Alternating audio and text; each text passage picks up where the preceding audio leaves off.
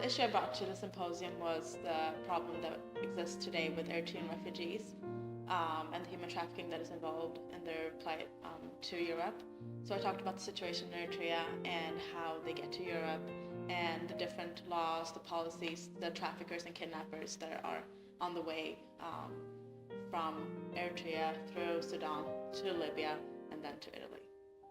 The conclusion that I got to after this weekend has been that there's a lot of different problems, but that the ground and the foundation of all of these problems are usually the same. It's usually poverty or some kind of conflict or some kind of problem with democracy. So that I think that what we learned all of here is that there are different strategies to combat human trafficking, but the root of all of these problems are usually the same. I think so the experience and the knowledge, I guess, together has been the different people that we met and the kind of like love that exists between all of us, even though we don't speak the same languages.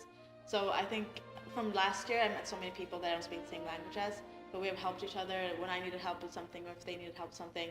We helped each other through different means, through like Google Translate and all those things. So I think it's the like transnationalism that exists and that cooperation that was founded and that's continued and hopefully will continue in the future.